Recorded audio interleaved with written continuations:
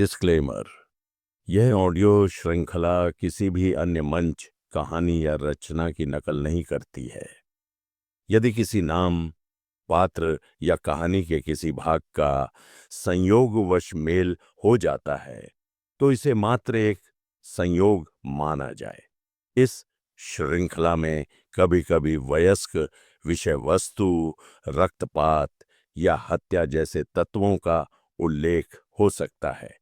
कृपया इसे अपनी इच्छा और स्वयं के जोखिम पर ही सुनें। ध्रुव अपने दादाजी के आंगन में तो गया, लेकिन वो अपने दादाजी से नहीं मिला और सीधे अपने चाचा जी नंदीश के पास गया और कहा, मैं कुछ दिनों के लिए बाहर जा रहा हूं। अगर मैं 28 तारीख तक वापस नहीं लौटा तो आप सब स्वर्ग संप्रदाय की ओर प्रस्थान कर लेना। नए साल के पहले दिन तक मैं वहां जरूर पहुंच जाऊंगा। नंदीश ने ज्यादा कुछ नहीं कहा, बस सिर हिलाते हुए बोले, अपना ध्यान रखना। फिर ध्रुव एक चमकती हुई रोशनी में बदल गया और आसमान में गायब हो गया। नंदीश की आंखों में एक चमक थी। आखिर ये कितना शक्तिशाली बन चुका है। मुझे तो इसकी शक्तियां महसूस भी नहीं होती। ध्रुव आसमान से सीधे फायर ग्लास पर्वत श्रृंखला के बीच की घाटी में उतरा। उसके शरीर से ऊर्जा का प्रवाह हुआ और वो जोर से गरजा, माफ करना, आज तुम सब मरने वाले हो। मुझे एक्सपीडिए पॉइंट्स की जरूरत है। ड्रैगन स्लेयर को लहराते हुए वो सीधे घने जंगल में घुस आए और हिंसक रूप से हमला करना शुरू कर दिया। हर वार में एक जान जाती, हर हमले में एक बीस्ट ढेर हो जाता।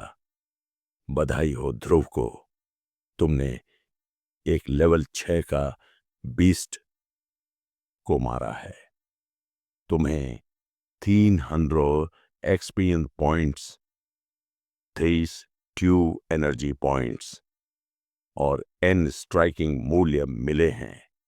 धत्त तेरी की। लेवल 6 के बीस्ट को मारने पर बस 300 एक्सपिनो पॉइंट्स मिले हैं।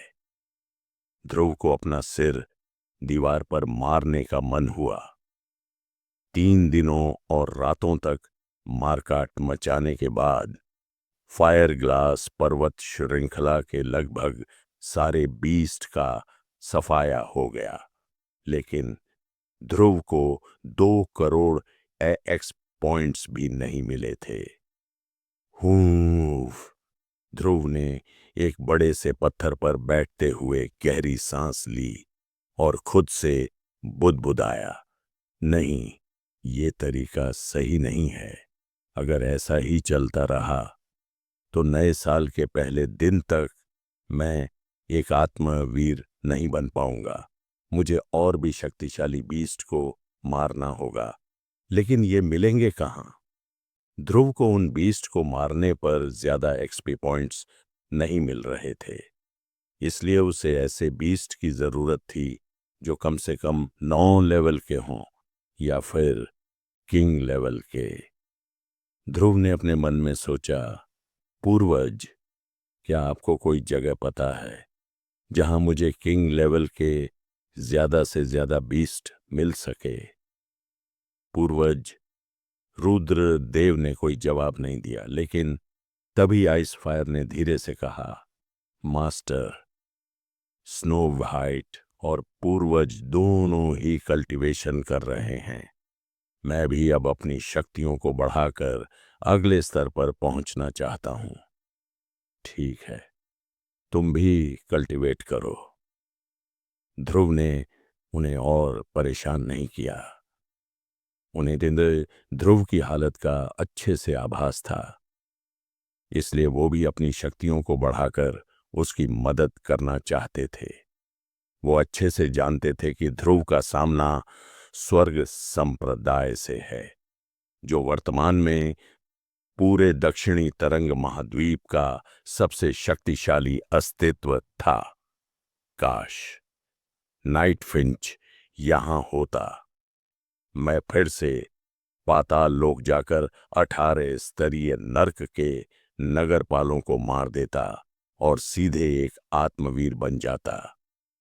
18 स्तरीय नर्क के एक नगरपाल को मारने पर वो अपना एक लेवल बढ़ा सकता था। शक्ति बढ़ाने की यह गति स्वर्ग की सीढ़ियां चढ़ने जैसा था, लेकिन अब उसे कहाँ ऐसी जगह मिलेगी।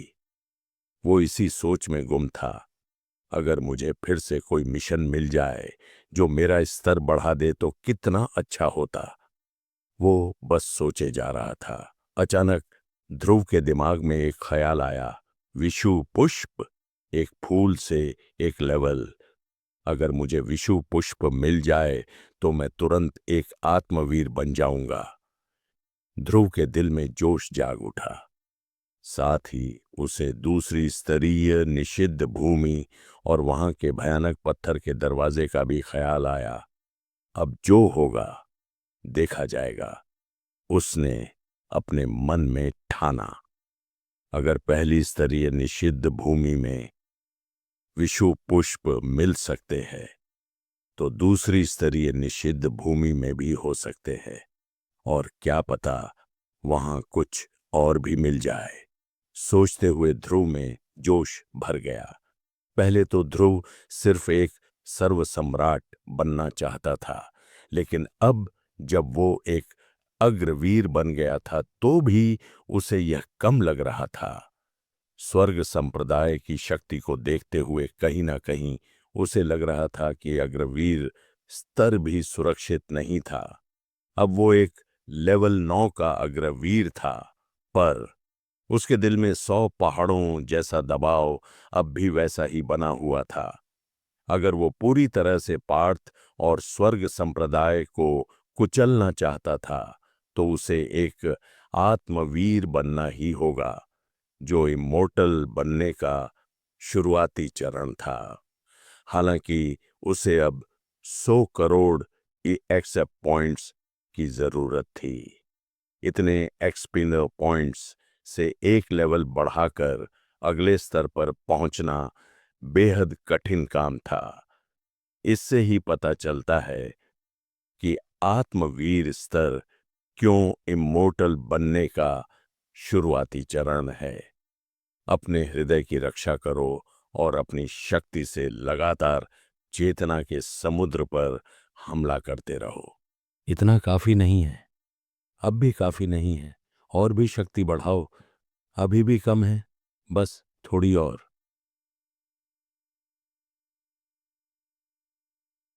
एक गुप्त कक्ष में पार्थ का शरीर पसीने में भीगा हुआ था। उसके शरीर से आग जैसी एक ऊर्जा निकल रही थी। वो अपनी पूरी ताकत से चेतना के समुद्र पर लगातार हमले कर रहा था, लेकिन पतले कागज जैसे अवरोध को तोड़ नहीं पा रहा था। उसके पास ही एक आदमी खड़ा था जो पार्थ के शरीर में ऊर्जा के संचार को देखकर गहरी चिंता में था। उस आदमी के शरीर से जो आभा निकल रही थी उससे साफ था कि वो एक इमोर्टल है। अब भी काफी नहीं है, अपनी शक्ति और बढ़ाओ। अग्रवीर की इस अवस्था को पार करने के लिए अपने शरीर की समस्त आंतरिक ऊर्जा को सक्रिय करो। अगर आज तुम ये नहीं कर पाए तो पूरी जिंदगी में कभी भी इसे पार नहीं कर सकोगे, उस आदमी ने गंभीरता से कहा। हालांकि पार्थ कितनी भी कोशिश क्यों ना कर रहा हो, वो अग्रवीर स्तर को पार नहीं कर पा रहा था। वो अपने शरीर की समस्त शक्ति को सक्रिय करने में असमर्थ था। पार्थ वो शिष्य था जिस पर उस आदमी ने अपना ध्यान केंद्रित किया था। पिछले कुछ वर्षों में वो पार्थ की मदद करता आ रहा था और हर साल उसे कुछ सिखाने आता था। स्वर्ग संप्रदाय के साधन और संसाधनों की मदद से पार्थ की शक्तियां बिजली की गति से बढ़ी थीं। अब वह एक लेवल 9 का अग्रवीर बन चुका था। वास्तव में इस गति का कोई मुकाबला नहीं कर सकता था। लेकिन पिछले कुछ समय से पार्थ अग्रवीर के लेवल 9 से एक आत्मवीर नहीं बन पा रहा था। यही कारण था कि पिछले 15 दिन से वो आदमी वहां रुका हुआ था। इसके अलावा वह एक मिशन के साथ आया था। अगर वह एक आत्मवीर को अमर महल में भेजने में सफल हो गया तो उसकी छवि ये अमर महल में निश्चित रूप से बढ़ जाएगी और शायद वो अमर महल का एक एल्डर भी बन सकता है। अपने ख्यालों में वो खुद को अमर महल का एक एल्डर बनते हुए देख रहा था। पार्थ की प्रतिभा उसके जीवन में देखी गई सर्वश्रेष्ठ थी। पिछले कुछ सालों में उसने पार्थ की गुप्त रूप से मदद की थी और उसे शिष्य के रूप में अपनाया था। इस बार अगर पार्थ एक आत्मवीर बन जाता है तो वो बिना किसी परीक्षा के सीधे सप्तचर्क महाविद्यालय में प्रवेश पा सकता था और एक आत्मवीर को सप्तचर्क महाविद्यालय में खास प्रशिक्षण और एक उच्च ओहदा मिलता था। जैसे जैसे पार्थ की शक्ति कम होती जा रही थी, आदमी ने अपनी भवें सिकोड़ लीं और चिल्लाते हुए कहा, क्या तुम सच में दक्षिणी तरंग महाद्वीप के सबसे शक्तिशाली योद्धा बनना चाहते हो? अगर आज तुम इसे पार नहीं कर पाए तो एक आत्मवीर कैसे बनोगे? सप्तचर्क महाविद्यालय में कैसे प्रवेश करोगे? पार्थ, मुझे निराश मत करो। पार्थ का मन एक अद्भुत स्थिति में पहुंच गया था। उसके शरीर की हड्डियां टूटने जैसी आवाज करने लगीं और उसने एक बार फिर पूरी ताकत से प्रयास किया। नहीं, आदमी का दिल तेजी से धड़कने लगा।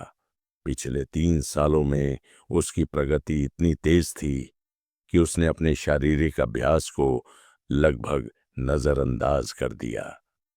अगर वो इस बार भी अग्रवीर स्तर को पार नहीं कर सका तो उसका शरीर पूरी तरह से नष्ट हो सकता है। अगर ऐसा हुआ तो मेरी 3 साल की पूरी मेहनत बेकार हो जाएगी। उसने अपने मन में सोचा।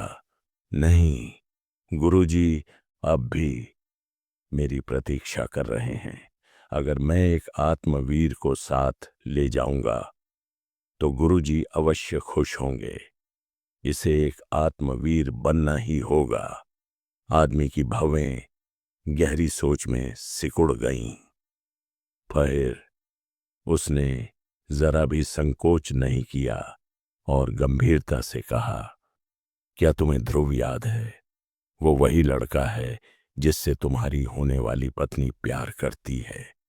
वो अब एक आत्मवीर बन चुका है और वो जल्द ही स्वर्ग संप्रदाय में आने वाला है। क्या तुम जानते हो कि उसका लक्ष्य क्या है? अगर तुम एक आत्मवीर नहीं बन सके तो वो तुम्हारी प्रेमिका को उठा ले जाएगा। वो इसीलिए स्वर्ग संप्रदाय आ रहा है। पार्थ, अगर तुम अपनी प्रेमिका को बचाना चाहते हो और सबसे शक्तिशाली योद्धा बनना चाहते हो तो इस परीक्षा को पार करना ही होगा। उस आदमी को ध्रुव और पार्थ के बीच के मतभेद के बारे में सब कुछ पता था। हालांकि वह निश्चित नहीं था कि ध्रुव की शक्तियों का स्तर क्या था। उसने ये बात सिर्फ पार्थ को उकसाने के लिए कही थी। वह पार्थ के दिल में गुस्से की आग भड़काना चाहता था और उसका असर तुरंत दिखा। पार्थ की आंखें अचानक चौड़ी हो गईं। एक मामूली कीड़ा मेरी प्रेमिका को उठाना चाहता है। क्या कुत्ते शेर से मुकाबला कर सकते हैं? ध्रुव, मैंने तुम्हें कभी अपने बराबर का नहीं समझा। मेरी नजरों में तुम्हारी कोई औकात नहीं है। मेरे लिए तुम एक चींटी से भी कम हो। अगर मैंने फायर ग्लास शहर में एक बार तुम्हें कुचला था तो दूसरी बार भी कुचल सकता हूं। मेरी प्रेमिका को मुझसे छीनना चाहते हो, तुम्हारे पास इसके लायक काबिलियत नहीं है। पार्थ का दिल गुस्से से भर उठा। एक घमंडी और दबंग ऊर्जा उससे निकलने लगी। यह देखकर वो आदमी तुरंत खुश हो गया, क्योंकि पार्थ की शक्ति अचानक से दोगुनी हो गई। लेकिन आखिर क्या हुआ कहानी में, आगे जानने के लिए सुनते रहिए हमारी कहानी सुपर योद्धा द न्यू जर्नी, सिर्फ हमारे चैनल नाइट्रो टॉक्स कंपोजर पर।